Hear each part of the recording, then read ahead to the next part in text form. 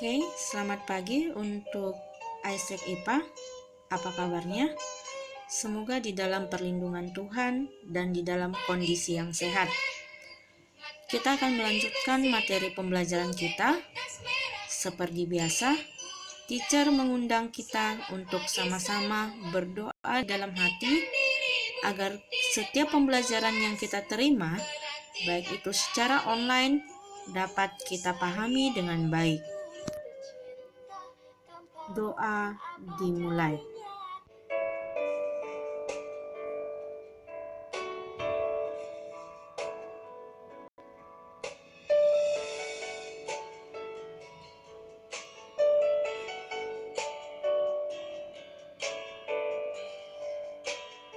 Amin.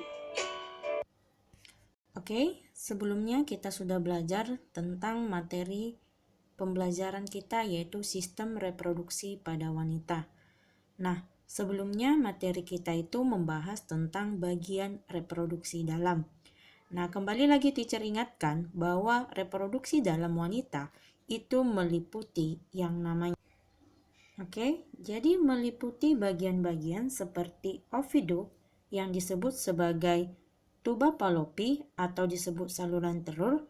Kemudian ada juga di sini ovarium yang berjumlah 2 atau disebut sebagai indung telur. Dan disinilah dari calon sel telur nantinya. Nah, kemudian di sini juga ada terdapat yang namanya dinding uterus atau wall of uterus. Nah, atau sering disebut juga dengan dinding rahim. Kemudian di sini juga terdapat uterus. Uterus itu sendiri adalah rahim yang berfungsi sebagai tempat ditanamnya janin atau implantasi janin. Kemudian ada juga disebut dengan endometrium. Ya, endometrium ini juga bagian daripada dinding uterus. Nanti ada juga bagiannya myometrium. Jadi dia ada lapisan-lapisannya. Kemudian ada cervix atau sering disebut dengan leher rahim. Nah, yang selanjutnya itu adalah vagina atau yang disebut sebagai alat kopulasi. Nah, ini sebagai pengingat saja karena bagian ini sudah kita bahas sebelumnya. Oke, selanjutnya kita akan lihat bagian dari kelamin luar wanita. Nah, perhatikan gambar berikut ini. Di sini pertama sekali kita akan bahas tentang mons pubis. Apakah mons pubis ini? Mons pubis ini merupakan bantalan jaringan lemak berkulit. Mons pubis biasanya ditutupi dengan rambut setelah masa pubertas. Kemudian kita akan lihat bagian selanjutnya, yaitu labia majora atau disebut dengan bibir besar. Ini merupakan lipatan kulit longitudinal dari mons pubis yang merentang ke bawah dan bertemu di perineum dekat anus. Setelah masa pubertas, bagian ini juga ditutupi oleh rambut. Selanjutnya kita masuk ke bagian labia minora. Labia minora atau bibir kecil ini merupakan dua lipatan kulit di antara kedua labia majora atau labia mayor atau sering disebut dengan bibir besar dan tidak ditutupi rambut. Labia minor ini mengandung kelenjar sebasea dan beberapa kelenjar keringat. Oke, sampai di sini paham ya? Oke, setelah labia minora, kita masuk ke bagian klitoris atau gland of clitoris. Jadi dekat klitoris ini adalah suatu kelenjar. Dia merupakan homolog atau hampir mirip dengan penis laki-laki, tetapi berukuran lebih kecil dan tidak memiliki lubang uretra atau lubang air seni. Klitoris memiliki dua korpus cavernosum dari jaringan erektil. Jaringan di klitoris mengandung banyak ujung saraf yang sensitif. Jadi bagian ini adalah bagian yang sangat sensitif. Nah, selanjutnya adalah vestibula. Ya, bagian vestibula.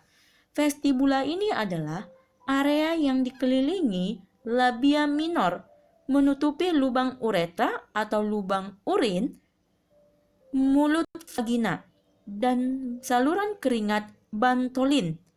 Jadi di sini ada nanti kelenjar bantolin, di mana kelenjar ini akan menghasilkan lendir saat eksitasi seksual. Nah, selanjutnya adalah bagian urethral opening. Jadi ini adalah bagian dari bukaan uretra atau disebut jalur keluar urin dari kandung ke kemih. Namun pada bagian tepinya mengandung kelenjar yang disebut parauretral atau skin. Ya. Nah, selanjutnya kita akan lihat bagian yang disebut dengan perineum. Apa ini perineum yang disebut di sini? Perineum adalah area kulit atau liang vagina dengan anus. Jadi dia pemisah antara anus dan vagina. Nah, di mana dia sewaktu-waktu dapat robek, terutama bagi wanita ketika melahirkan atau secara sengaja digunting guna melebarkan jalan keluarnya bayi. Jadi ini bisa suatu waktu robek ketika wanita mengalami atau sedang melahirkan dan prosesnya adalah lahir normal. Nah, kemudian ada hymen atau sering disebut sebagai selaput darah, di mana ini merupakan jaringan mukosa yang tipis mengelilingi seluruh atau sebagian liang vagina luar. Jadi, dan selanjutnya adalah vaginal entrance atau disebut dengan mulut vagina. Ini adalah dikelilingi oleh membran yang disebut hymen atau selaput darah. Jadi dia dikelilingi oleh hymen. Hymen yang tadi itu biasanya ukuran setiap wanita itu bervariasi. Oke, sampai di sini paham ya? Nah, selanjutnya setelah mempelajari tentang alat kelamin eksternal atau alat kelamin luar wanita, hari ini selanjutnya kita akan mempelajari hormon kelamin wanita. Nah, di sini ada 13, jauh lebih banyak ya dari hormon kelamin pria. Karena di sini wanita akan dipengaruhi oleh banyak hal juga, seperti menstruasi yang tidak dialami laki-laki dan kehamilan juga yang tidak dialami oleh laki-laki. Hal ini mengakibatkan hormon kelamin wanita jauh lebih banyak. Kita bahas satu persatu fungsi dari hormon tersebut. Pertama estrogen. Estrogen, walaupun masih dimiliki oleh pria, ini berfungsi untuk wanita di dalam proses pembentukan daripada plasenta dan folikel corpus luteum. Estrogen juga berpengaruh dalam pembentukan organ reproduksi, kelenjar mamae atau kelenjar susu, sekresi, dan cairan pada serviks. Nah, selanjutnya kita masuk ke bagian yang kedua adalah progesteron. Di dalam hormon kelamin wanita, progesteron ini berfungsi di dalam merangsang pertumbuhan endometrium atau dinding rahim pada uterus untuk persiapan implantasi zigot. Dan juga hormon ini dapat menghambat kontraksi uterus, merangsang pertumbuhan sel-sel kelenjar mamae dan meningkatkan vikositas atau kekentalan mukus serviks sehingga menghambat masuknya sperma dan sedikit meningkatkan suhu tubuh. Jadi, ketika progesteron itu meningkat, maka akan meningkat juga yang namanya kekentalan dari mukus atau cairan serviks. Jadi, hal ini mengakibatkan ketika ada sperma masuk, sperma tersebut terhalang masuk. Selanjutnya adalah bagian LH. LH juga dimiliki oleh pria atau singkatan dari luteinizing hormone. Nah, ini berfungsi untuk merangsang ovarium memproduksi hormon estrogen. Jadi perlu kamu ketahui, estrogen itu dirangsang oleh LH, ya. Dan estrogen itu dibentuk dari ovarium, oke? Nah, serta memacu pertumbuhan korpus luteum dan dari ovulasi. Jadi ingat ya. Jadi dia juga nanti akan merangsang korpus luteum. Apa korpus luteum? Akan kita pelajari saat mempelajari siklus menstruasi. Nah, selanjutnya yang keempat itu adalah si bagian FSH. FSH itu adalah follicle stimulating hormone yang berfungsi merangsang ovarium untuk memproduksi estrogen dan progesteron. Nah, tadi si LH merangsang estrogen. Kalau FSH, dia merangsang ovarium untuk memproduksi estrogen dan progesteron, serta memacu pertumbuhan dan perkembangan folikel atau sel telur. Nah, selanjutnya ada GnRH atau singkatan dari gonadotropin releasing hormone, di mana dia berfungsi untuk merangsang hipofisis untuk menyekresikan LH dan FSH. Jadi hormon ini saling merangsang, namun ada juga yang saling menghambat. Nah, kemudian kita masuk ke bagian selanjutnya, yaitu hormon HCG. Apa itu hormon HCG? HCG adalah human chorionic gonadotropin. Ini akan dihasilkan oleh sel-sel embrionik yang mulai tumbuh di hari yang ke-10 setelah fertilisasi. Hormon inilah yang akan berfungsi mempertahankan produksi progesteron dan estrogen oleh ovarium.